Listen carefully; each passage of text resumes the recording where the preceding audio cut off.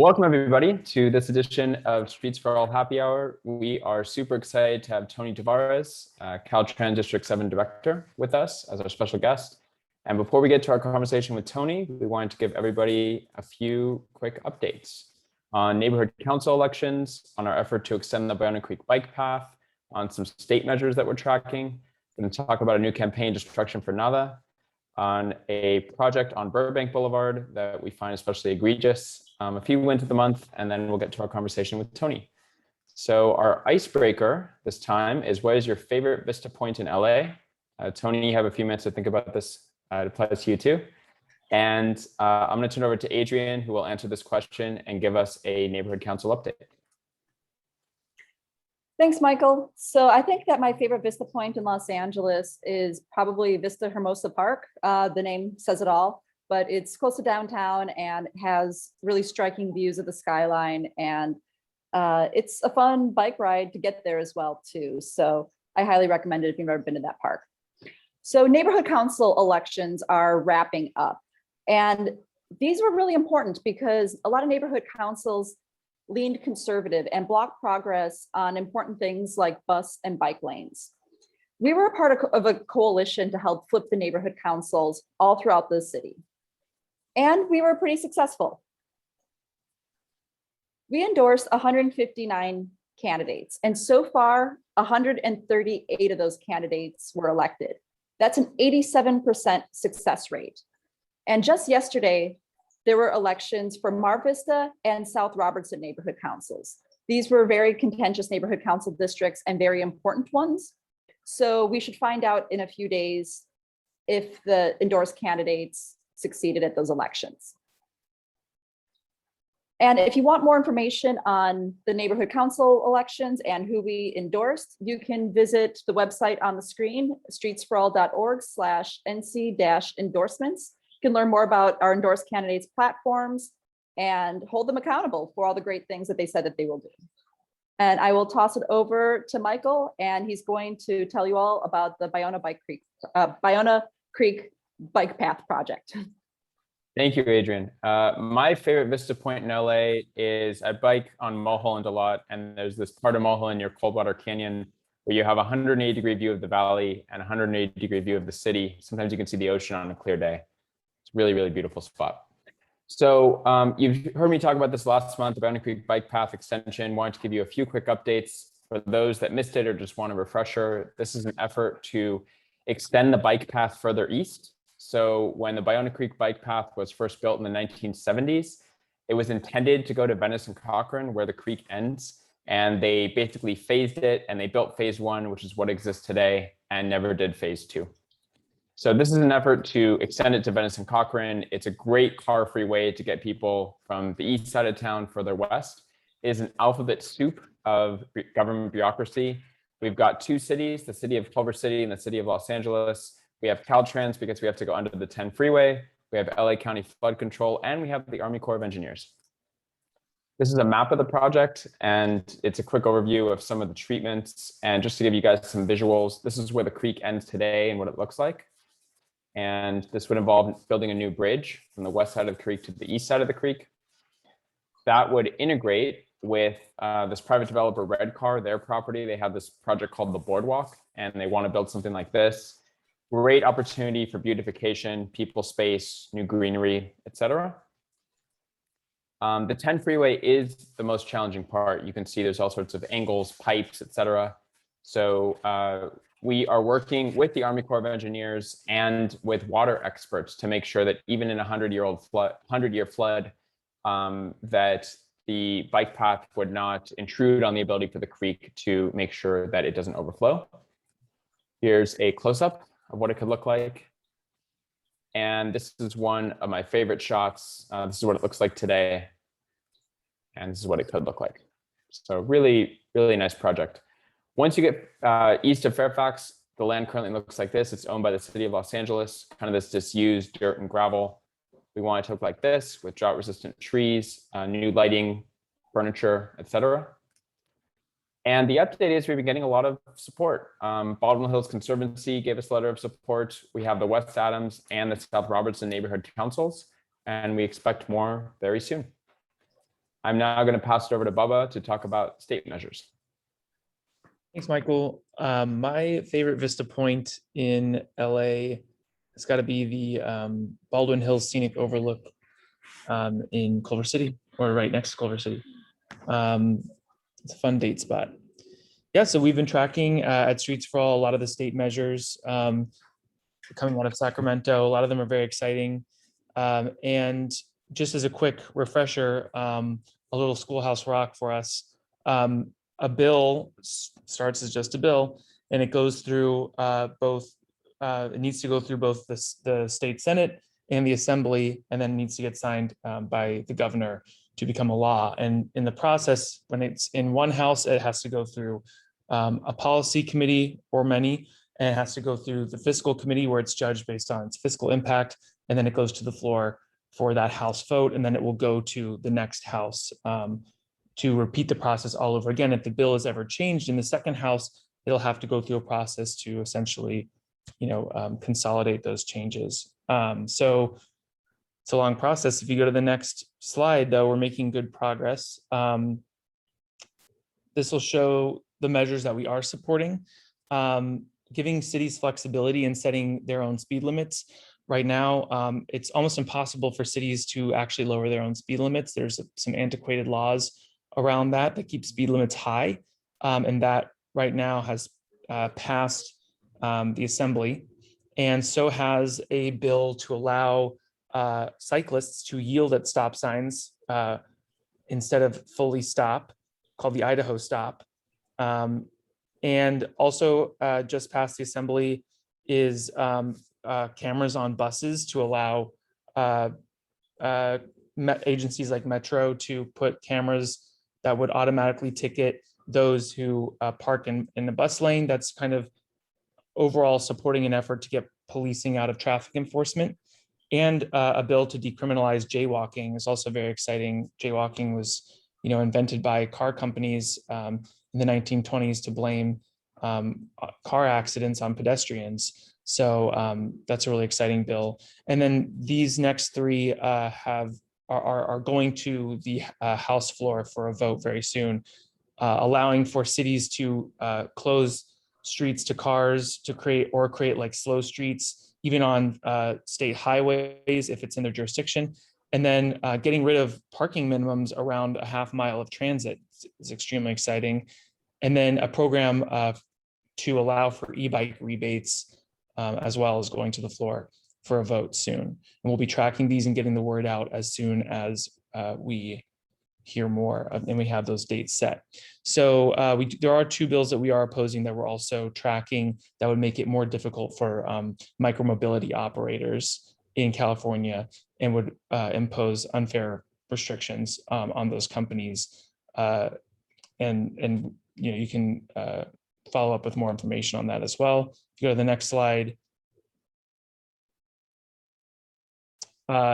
We did have some failures in this cycle that we're hoping will come up in the next cycle, where automated speed cameras, the police unions fought this one really hard.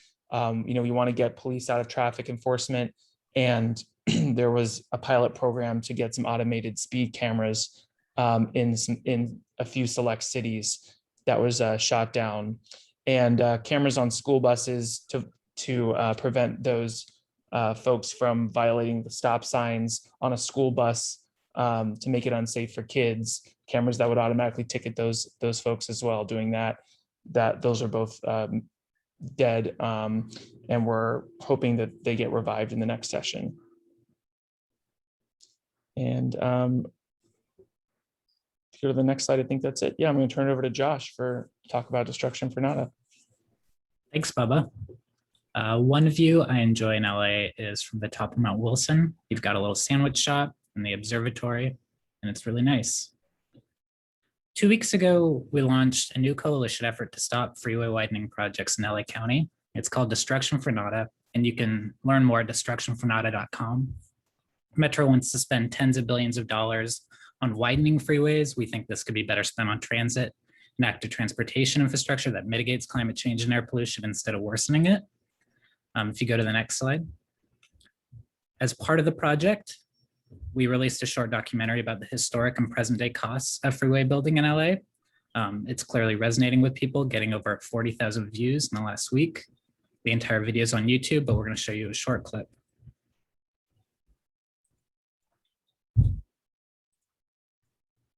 Block after block of city property is cleared to make way for broad freeways. They purposely targeted Black and Latino neighborhoods to build these freeways. Los Angeles is the world's most gridlocked city. There have been many studies done to show that freeway expansions actually make traffic worse. LA Metro already made a case about that and why induced travel is only an academic thing that doesn't apply to its highway expansion. I think we've been a little bit brainwashed. Metro's planned freeway widening projects will cost more than $20 billion. For comparison, that could pay for 60 years of fare-free transit. Metro still wants to potentially take over 500 parcels here in Downey. Today, in 2020, a predominantly working class neighborhood, a Latino neighborhood, is threatened with extinction. Valuable city space disappears beneath ribbons of concrete and steel. Block. Now I'll hand it over to Teranik to talk about a road widening project in the valley. Thanks, Josh. My favorite Vista point is a little bit of a cheat here. It's a Metro Gold Line. When you take it from Pasadena to Highland Park to downtown, you can see the mountains. It's a above grade line, so it's a beautiful sight, especially when there's traffic on the freeway and you're whizzing by it. So that's something I really enjoy. So LA City is continuing to move forward with an $11 million decade-old plan to widen a 0.7-mile stretch of Burbank Boulevard in North Hollywood. Next slide. As a Valley resident myself, I know just how overbuilt our streets are here. So it's really shocking for a city that so often pleads poverty to spend that kind of money on street widening instead of investments that can actually help communities and businesses thrive, like wider sidewalks, outdoor dining, parklets, bike bus lanes, and so on. Next slide. This especially considering all we've learned about widening streets simply induces more demand for car traffic and causes more congestion. This also worsens air quality and makes other modes like walking and biking more dangerous. And next slide.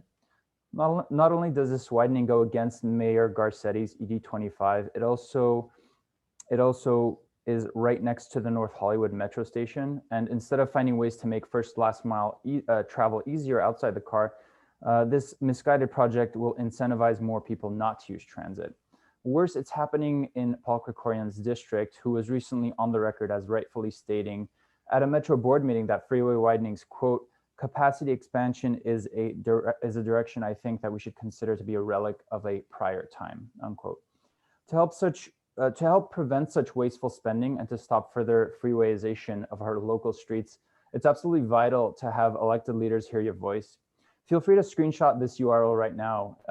It's the link to the public meeting that's happening tomorrow, hosted by LA City Public Works Department Bureau of Engineering and Councilmember Paul Krikorian from 11 a.m. to 12 noon. That's tomorrow. And now turning it over to Kyle for the wins of the month.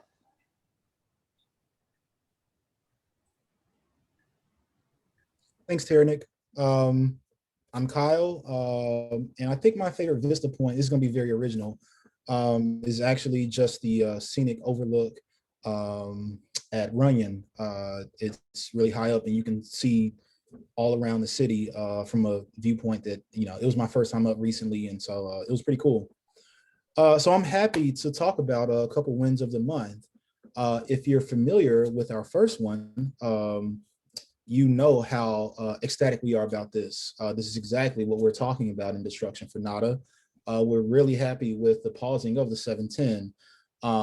Back in March, the EPA sent a letter to Metro and Caltrans saying that they didn't really like the project as it stood. And so fortunately, come May, the head of Caltrans, Tokes Omishakin, echoed that sentiment himself, representing the department, the organization. And so we hope this sets a precedent going forward for, like we said in Destruction for Nada, all freeways in Los Angeles. and that the campaign continues to grow so that every freeway widening project that destroys homes and businesses comes into scrutiny and is eventually canceled. Next, the second win for the month is we're happy to celebrate permanent al fresco. Of course, we all like outdoor dining, and I think most of us are looking forward to being able to do this long term. However, we do highlight the concerns with the use of public space and right of way for private interests. And so that's something that we're definitely gonna stay keen to as the program continues to grow, inevitably from more businesses looking to capitalize on the space around them. And now I'll kick it to Jenny, who's gonna highlight another win that you see from Michael. Thanks, Kyle. Hey everyone, my name is Jenny, and my favorite LA Vista point is the Beaudry Loop in the Verdugo Mountains. It's quite a hike, but you can get a great view of Glendale, Burbank, and downtown LA. So this is a different kind of win, but still a win nonetheless. Our founder, Michael, was featured in a Spectrum News segment about the Ballona Creek bike path, and we're going to play a short clip here. This is currently the safest way to get from Mid-City anywhere west on a bike. I'm Taylor Torgano on Venice Boulevard with a grassroots effort to get the Ballona Creek bike path extended. From the eyes of an avid cyclist, extending the Ballona Creek bike path just makes sense. Michael Snyder rides his bike daily to get to where he needs to go after giving up his car 9 years ago. He says the 7-mile trail from Marina Del Rey to Culver City should extend further inland to this dirt path in Mid-City. This is currently the safest way to get from Mid. Okay. That could have been smoother. Sorry, Jenny, were you finished? Yeah, so I just wanted to say that we think it's really cool that they show the reporter riding a bike.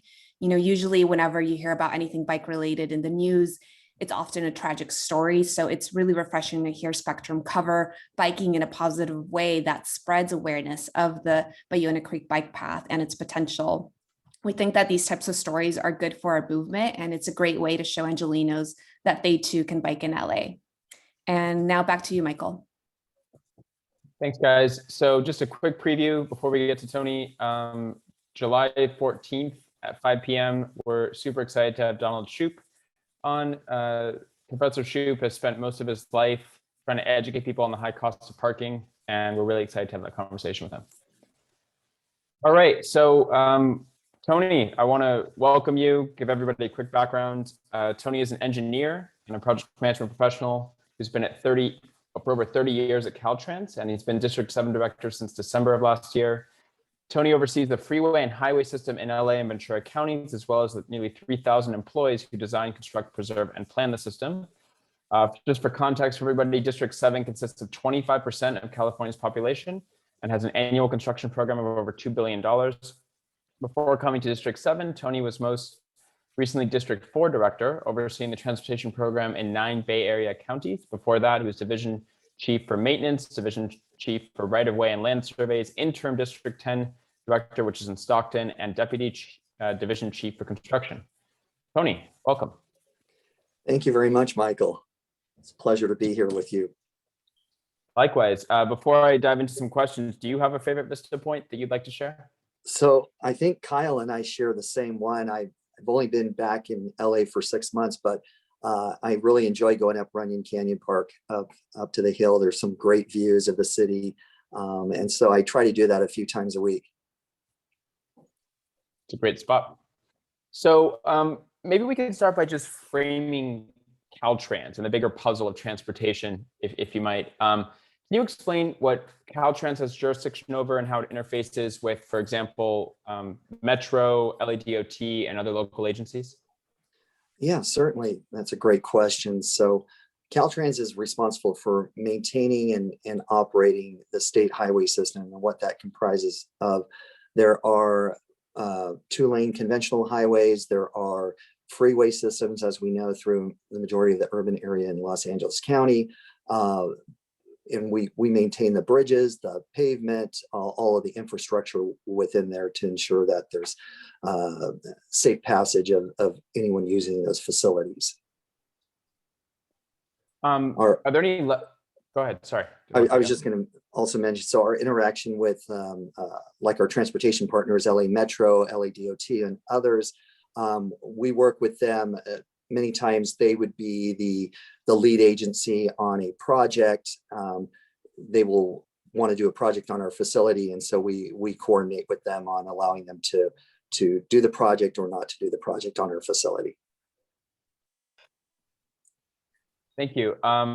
Curious if there's any lessons you learned as District 4 Director that you brought to Southern California, and also you've been at Caltrans for so long. I mean, how have things changed over 30 years in a nutshell, if you could?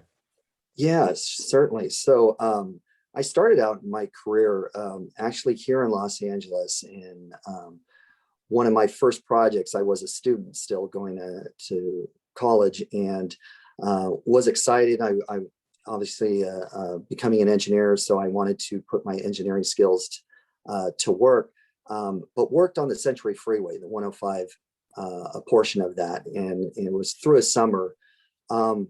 At the time, I did not realize the impacts of the freeway system on many of our brown and Black communities and disadvantaged communities. Once I became employed by Caltrans, I began educating myself more on the concepts of redlining, the concepts of some of the past transportation decisions that were made and led to what we have today here in California, and began my crusade, if you will, to educate my fellow engineers, also align myself more with our transportation planners and other planners outside the department on how we could change the course of the department and move it into more of a multimodal transportation agency. And so about a year and a half ago, I was so pleased when the governor appointed our executive director, Toxo Moshakin, to the position. He's been an advocate for cyclists and for pedestrian safety, and really has allowed us now to be able to shift and pivot and move in a new direction than what Caltrans was known for in the past, as being very highway centric, to now I really believe with a lot of the policies we have put into place that we are a 21st century transportation multimodal organization. That is great to hear. And I wanted to ask you what might be a tricky question, but I'm sure you're familiar with SB 127. Streets for All, among other organizations, fought really hard. This was a bill to basically mandate that Caltrans build complete streets when they touch streets. And of course, this was vetoed by the governor. We were crushed at the time. I'm curious how you saw that bill from the inside. Did you agree with the veto? I'm guessing you might have. And if so, what changes has Caltrans made in order to, I guess, comply with the spirit of it, even though they're not being forced to through legislation? So being from the Bay Area, working there, I had worked very closely with some of the Senator Wiener's staff and had some knowledge of the legislation that was being drafted. Honestly, from a personal opinion, I believe in the bill. I believe in what the purpose was, to have our department really focus more on complete street features, doing what we can to partner with other agencies that may have jurisdiction or want to do projects on our facilities. Like we have many what I call main street roads, even here in Los Angeles, that are state highways, but really run through various cities and communities. And in my opinion, I think the community should have the voice as to what happens on those roadways in most cases.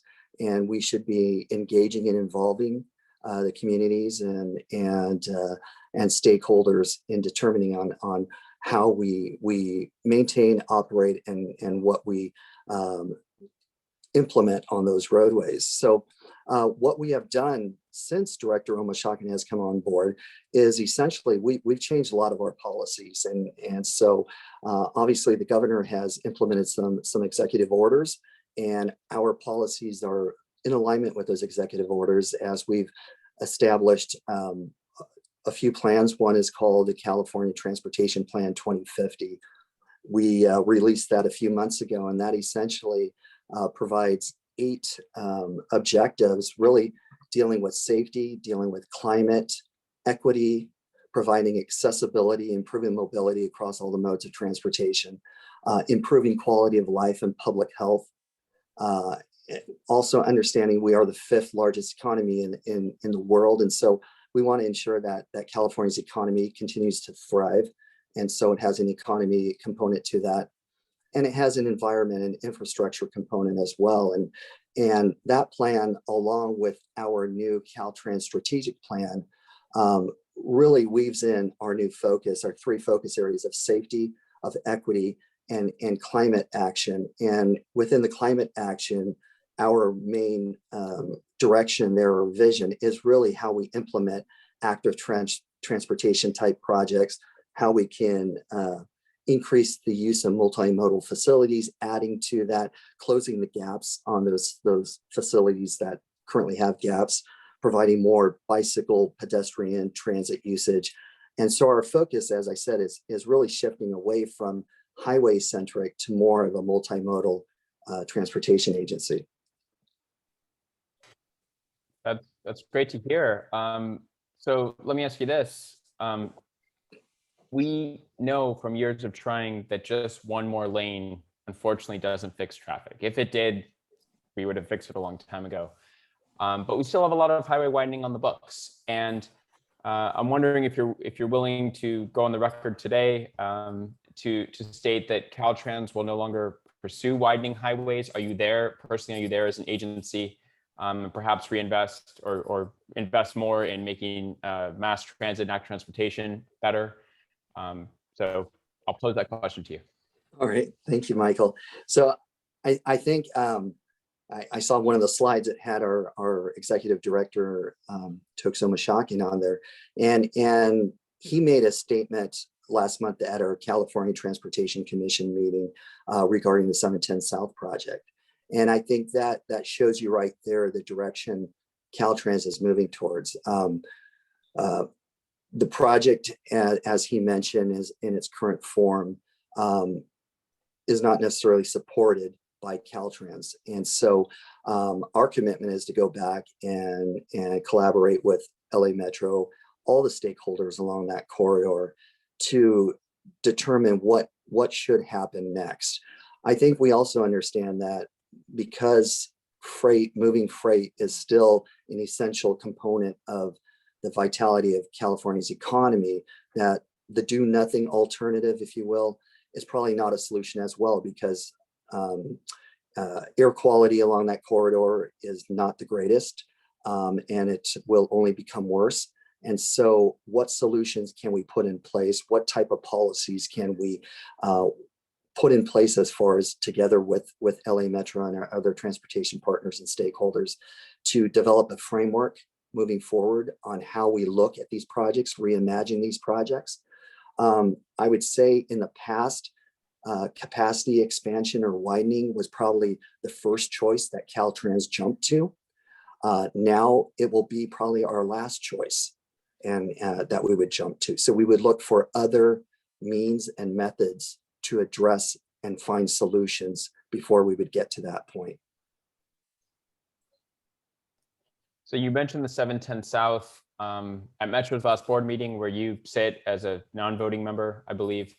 They voted to suspend work on the 710 South, and the head of Metro's highway program, Abdullah Ansari, said that Toke's statement with the project isn't compatible with the Caltrans. That he made a statement last week that sort of came out of the blue and it wasn't coordinated with your office and with you. Was it coordinated with your office? Was that a shock to the system? That was not a shock to the system. I don't know where Mr. Ansari came up with that comment. As our director mentioned, I've had numerous conversations and discussions and meetings with Director Omashakin, with our Secretary Kim, with the California State Transportation Agency, and other leaders. regarding that corridor, and we all agreed that in its current form, it could not proceed. It could not proceed. So, okay, so it was coordinated. So what changes do you think we need to make to bring, I guess, Metro and specifically the highway program more in line with Caltrans' current and the state's climate change goals and Caltrans' way of thinking? This feels like the tail wagging the dog. I mean, it's your highway, but Metro is still fighting, some people in Metro are still fighting to widen the highway that you've said you don't want to widen in its current form. Well, I'll say there's new leadership at Metro right now too. And very optimistic. I had the opportunity to meet with the new CEO there, Stephanie Wiggins, and have worked with her at MetroLink as well. Have a lot of respect for her, understand her vision. Her vision is very much aligned with a multimodal strategy going forward. I think also Metro is just one component of the funding of any type of project going forward. There's also federal funds that are required. There's also state funding that are required. And as our director mentioned, if any agency, if any group wants to do a project, we have to all be aligned with policies. And right now, I think the Biden administration, the federal policies that are coming through down are very much aligned with the policies we have in California. And so if an agency is going against that, there's probably a very large probability, high probability that if they're requesting state funding or federal funding to help shore up any of their gaps, if they're against those policies and the project does not meet the intent of the policies, they probably will not be funded. So I would say if projects want to get funded, they have to be aligned with the policies. You just mentioned federal policies. I recently learned, correct me if I'm wrong, that it is not currently legal, according to federal law, for Caltrans, for example, to reappropriate a current vehicle traffic lane on a highway to a bus-only lane. That you wouldn't be allowed to do that. You would have to actually widen the highway and build a new lane if you wanted a bus-only lane. Is that true? There are laws on the books right now, but again, what I like to say is that because we have a new administration, and obviously there would have to be amendments to that, but we have a new federal highway administration that's leaning forward and being more progressive. And I think the opportunities of looking at those options, and right now we want to reimagine, let's say the 710 South Corridor, we really want to reimagine it and put everything on the table. And that could be an electrified, clean freight lane. And that could also be, a suggestion of converting a multi-lane to a clean truck lane only lane. And so, yes, right now it does require, or right now legislation does not allow that to occur. However, I think the federal government, the state government working together, the progressiveness, I think there's several groups now that are being a little bit more bold and transformative, and the possibilities are out there, I would say. So your office is currently conducting a survey asking people to explain where they feel least safe biking and walking near your properties. It's great that you're getting this information. I'm just curious what happens next, since you don't own most of the city streets that are near your highways. Is there a chance that some of that might actually get fixed and you might actually implement? So that's the goal. We do. We want to, obviously there's a lot of freeways through the greater Los Angeles area. And at these freeways, there's a lot of on and off ramps. And many times those are points of where there could be safety enhancements that could be performed. There are points where there could be greater lighting, things of that nature that we can enhance for pedestrian and cyclist usage. And then there's also gaps in the local system that, because of the freeway system cutting through it, how can we connect those? And so it's going to allow us to be a little bit more strategic on how we place our limited active transportation funding that we have, and hopefully that will increase in the near future. towards these projects, but also leveraging other funding from local partners that may want to also close those gaps in the system. So working more collaboratively, cohesively in developing a more robust active transportation system in Los Angeles County. So Caltrans still owns streets in the city of Los Angeles, like Santa Monica Boulevard between the 405 and Centinela, Santa Monica Boulevard between La Brea and the 101, PCH, parts of Lincoln Boulevard, et cetera. A two-part question for you. Is Caltrans' ultimate goal to be out of the business of local city streets and just focus on highways? So I would say if we had the ability to relinquish the state highways that are local streets to the cities, in my opinion, that would probably be the preferred alternative at this point. I'll tell you why. With the state, because we have the federal government has oversight on us, we have to follow a lot of federal rules and regulations, which tend to be, as you mentioned, an alphabet soup of bureaucracy, and it tends to add to that and delay projects, and just takes an extremely long amount of time to be able to do what would assume from the average person to be a very quick process. When we relinquish something to a city or a local agency, they're no longer tied to those same federal rules and regulations. They now can operate that roadway based on their local laws, and obviously they're a little bit more agile and can pivot much quicker than a large state organization can.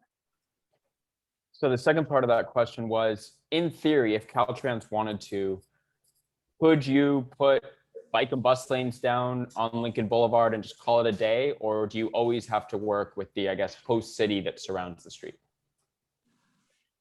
Well, we would definitely want to work with the city that street runs through, obviously, because at the end of the day, they're the ones who are going to be living with that facility. So we want to ensure that the city, the community, the neighborhoods, the people who live there, who work there, who utilize that facility, concur and agree with that concept that we want to do. You brought up Lincoln Boulevard, and I know we're working very closely with LADOT. They have a project, and I'm pushing my team pretty hard right now to look at providing a bus only lane in each direction on that, and maybe not having as wide of lanes for the mixed flow lanes, if you will, on that roadway, and pushing very hard right now. And so, like I said, there are some federal rules, and we're working through that as well. But I'm fairly confident we're going to get to a solution that LADOT and everyone will be pleased with. Well, thank you for your support on that. That's great news. Last question, and then we'll go to some from the audience. Do you think we'll get to a place in our lifetimes where public transits and things like bikes, scooters, micromobility would actually replace private cars as a primary means of transportation in California? Well, that's a great question. If I would love to see that at one point in time. I think a lot of things must occur in order for that to probably happen. Right now, I think people are moving further and further away from the job centers just because of the cost of living and housing costs. And so having more affordable housing closer to job centers would allow us to get to that point, would allow us to be able to walk and use scooters or bikes and transit more efficiently and effectively, I think. And I would love to see a day that we get to that point here in California. I think being in an urban metropolis that we all live in, I think all of you could be those leaders that help us move in that direction and get there one day. But I think some of our rural areas, would we be able to get there with them? That may take a little bit longer. Okay, I'm going to go ahead and share my screen again, and We'll put on some questions. Second. Okay. This is a question from Adrian, one of our steering committee members. Is the proposed widening of the 101 freeway in Ventura County still on the table? And she wants to know how we can help kill the project if it is. So I think, if I believe this project, I believe it is one of Ventura County Transportation Commission's primary projects, putting HOV lanes on the 101, and I'm not sure if that's what she's referring to as the widening of 101, but placing HOV lanes on the 101 is still I believe, a priority for Ventura County. Okay. There was a question about the carbon footprint. Is this a known quantity? What is the carbon footprint of LA County's freeways? I don't have that information, unfortunately. I don't know. Question from Deborah. So how can Caltrans support communities who have worked for years to develop thoughtfully and comprehensively designed winning active transportation projects to assure that those projects are implemented by local agencies the way the communities envision them? So one thing that we're trying to do is through everything that our strategic plan lays out, is we're using the lens of equity. And so we're trying to incorporate equity into all of our decisions, into all of our processes. And one of the things that we're really we're learning and obviously making some mistakes along the way, but getting better at it every day, is the engagement with communities. And it isn't just engagement, because engagement can mean that communities provide information, but it's not incorporated. And I like to go beyond engagement and talk about involvement. And so we have, when we're developing a project at Caltrans, we have teams, project teams that are planners, that are engineers, that are environmentalists working together. And I would love to see community members part of that team alongside us, helping to come up with these solutions, helping us to develop what the alternatives are, so that essentially they own the project because they're part of that project. And at the end of the day, they're proud of it and the community is proud of it moving forward. So I think doing more of that type of involvement and with local agencies, with Caltrans together, is hopefully going to get us to this point where projects that communities want are going to be developed and they're not going to be changed. I thought this was a great question. Many cities across the country are actually capping freeways or even removing freeways to repair damage that was done to cities. Do you see that happening anytime soon in LA? You know, actually, just to let you know, there is a project that we're working with the city of Los Angeles, and it's the Hollywood capping project over the 101. And so I think it's a pretty phenomenal project. It would provide parks and open space for the community there through Hollywood. I can also tell you, in the Bay Area where I was, we had a freeway, Interstate 980, that passed through and cut through the city of Oakland and separated West Oakland from Oakland proper. And before I left, we were developing a project initiation document to look at the possibility of capping that freeway and or turning it into a boulevard, removing it and turning it into a boulevard. So Caltrans is open to these concepts. They're exciting concepts. Obviously, not everyone in our population, when I say population, the whole entire state, will agree with these concepts. So it's going to take a lot of education and coordination and work with the communities and stakeholders. But these are wonderful ideas and concepts that we're putting on the table now. We're not saying this is unfeasible and pushing them to the side. Do you think the capping of the 101 in Hollywood is going to happen? Well, there's definitely, from what I can see in my short time here, there's definitely a large group of individuals who are very passionate about it. The city Parks Department is taking the lead on it right now. The biggest hurdle, I think, is the funding, is where all the funding would come from. And I think it'd have to be a combination of probably local and private funding, along with potentially state and federal funding to help with that. Josh wants to know if you have a favorite place to walk or bike in District 7. So let's see, I do enjoy going up to Runyon Canyon Park. I love the Griffith Park area. I've hiked up to the Hollywood sign a few times and up to the Griffith Observatory. And I just think it's pretty amazing when you live in this city that has this county has almost 10 million people, that you can actually escape from the city and get into the hills, and it's almost as if you're not in the city any longer. And so it's pretty exciting. I enjoy going to those areas.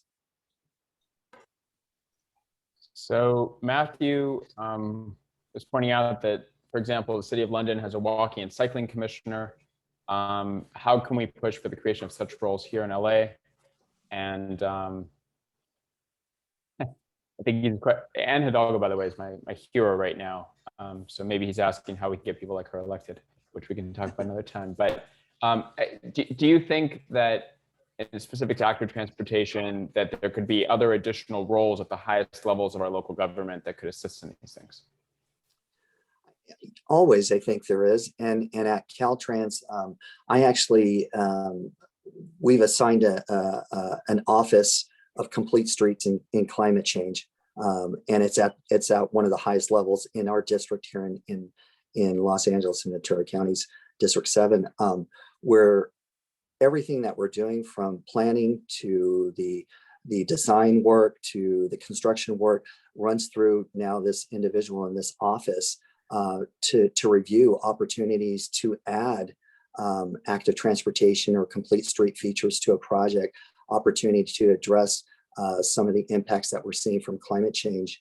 And this is something that was not part of, let's say, our vision here in Los Angeles just a year ago. And so now bringing it to a higher level, I think we're moving in this direction. It's not necessarily a walking and cycling commissioner, but it's moving in that direction.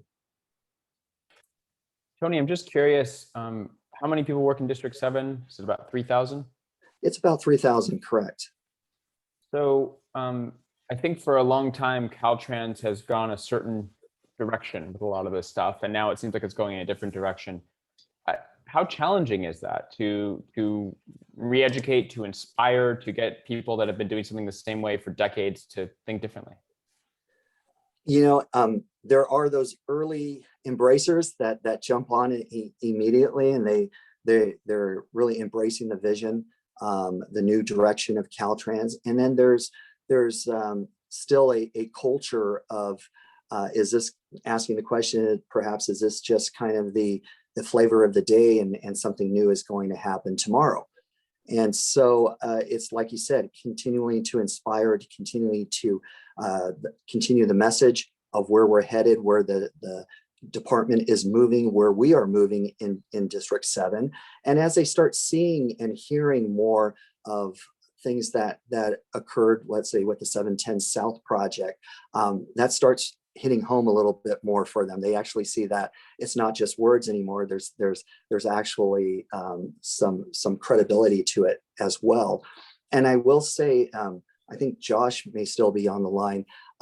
Wonderful video that you put together, and I hope it's all right. I shared it with my executive team, and we all watched it together. And I also shared it with Director Omashakin to ask him to share it with all of our Caltrans executives throughout the state. So Josh, you're famous. Wow. So some of those 45,000 viewers are people at the top in Caltrans. Thank you for doing that, Tony. Absolutely. Scott wants to know, is there anything that we've learned from the pandemic that you think we should carry into the next few years? You know, I think a couple of things is that the ability to telework for those who can actually helped reduce the amount of vehicles on our roadways. and that provided cleaner air for Los Angeles. For a short period of time there, we actually could see the mountains and we could see the blue skies. I think that's something we learned, but we also learned that there are definitely a lot of communities and a lot of individuals that could not benefit from teleworking, and that they obviously have to use transit and other means of getting to their job on a regular basis. And so we realized that, transit has a very important role in moving people through our city, through our county, and working closer with our transit agencies to ensure that we have an efficient, a safe transit system is very important. Also, what we're looking at Caltrans is how can we help with maybe bringing broadband and some of the other technology to communities that were not able to take advantage of, let's say, distance learning for children, school-age children, and how can we provide those opportunities in the future so that if there is another pandemic or another situation where there's shelter at home and things of that nature, that everyone has equal access to these what many of us consider it to just be daily needs, if you will. So this is a really interesting question. You had plans to build, I think it was a massive tunnel at 710 North. And I think that project was canceled, but Caltrans still owns a lot of vacant homes in El Sereno. Do you know the current status on that? And is there a possibility for maybe affordable housing or anything interesting? Yeah, absolutely. Great question. And so it's an area that definitely Caltrans that's not our forte, to be landlords. And obviously we're working very closely with the elected officials here in Los Angeles and El Sereno, but also we have homes in South Pasadena and Pasadena. So that entire corridor went through there. There's several legislative bills right now that are in the works that could help Caltrans to either sell the properties to the cities or to some of the nonprofit organizations that could then turn the homes into affordable housing. So we're looking at a lot of different options right now and how we can sell these properties. It's something we definitely want to do. We would like to see it go for affordable housing, if at all possible. This is another area where I mentioned the federal government. There are a lot of regulations attached to these homes. The homes were purchased back in the day using federal funds. So the federal government has say and jurisdiction basically on how we sell the homes. So whatever direction we're allowed to go in, the federal government will be probably weighing in, and we're going to have to get their approval as well. It's a fun question. Have you ever taken public transit in LA? I have. I've taken actually the Red Line and took that few times now. Would love to take it more on a regular basis, if at all possible. So I am looking for all my options right now, not only taking the light rail, but also what buses I can get on and other types of transit here in the greater Los Angeles area. You think it should be a requirement that Metro board members have to take transit X number of times per month, something like that? Well, I think if you're going to be a board member, you have to experience what you're basically a member of, right? So Metro is the transportation agency, and so you have to experience all the different facets of what that transportation agency develops, and so I think transit is a great way, especially in Los Angeles. There's a lot of opportunities to use it. It runs many hours of the day and night, and so it's a great way to get around. What what I would like Caltrans and other transportation agencies working together is how can we make transit more attractive than single occupant vehicles by providing maybe bus on shoulder or providing bus rapid transit lanes where the transit buses have priority and actually get to their destinations faster than single occupant vehicles. That would be fantastic. There was a question in our chat that I think is a good question. PLR wants to know, is Caltrans in charge of the plantings along the freeways? And if so, can they start thinking about planting California natives, which need less water? Yeah, thank you for that. I agree with that statement. Yes, we are responsible for a lot of the plantings along the highways. Well, the governor had just kicked off an initiative here in Los Angeles on May 11th called Clean California. And in that, he's proposing funding for the beautification of a lot of our highways and also local streets and open spaces as well. And that would allow us to bring in native plants to basically rehabilitate a lot of our landscaping that in some areas just is very embarrassing, to be honest with you. And also allow for local artists to maybe provide some murals or artwork in these open spaces and really bring a sense of pride and community back to these neighborhoods. So fingers crossed, everything goes well through the budget process and that this Clean California initiative becomes a way of us doing business starting July 1st. Final question, Kyle wanted to know, are there any specific District 7 projects we can or should be excited about? You know, there's a lot of projects we're excited about. What I get more excited about really are the types of projects where they're not necessarily the typical highway maintenance type projects. I'm looking at how are we being a little bit more transformative in the new vision of Caltrans. Where are we able to place bike lanes? Where are we able to enhance pedestrian safety features? Things of that nature.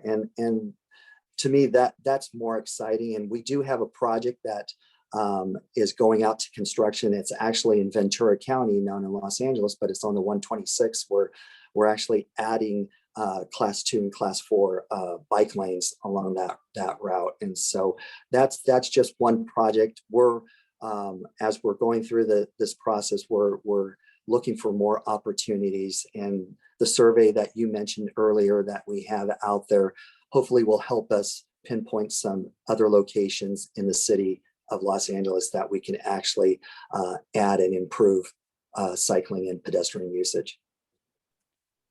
Anything else you'd like to add, Tony? You know, I really appreciate this opportunity, Michael. You and I have been able to meet a few times now, and I appreciate your candor and for all of your steering committee and your members. I truly would love to become a good partner to you and be able to work together to find solutions that we all want to see here in Los Angeles. And so I hope you'll call on me. I hope you'll reach out to me and allow me to reach out to you in the future as well. Well, Tony, it's super refreshing to hear that from a Caltrans District 7 director. So we're truly grateful for that you're in the position you're in and your time. So we'll definitely be in touch. Absolutely. Great. Thank you. Thanks, everybody. We'll see you next month. Have a good night.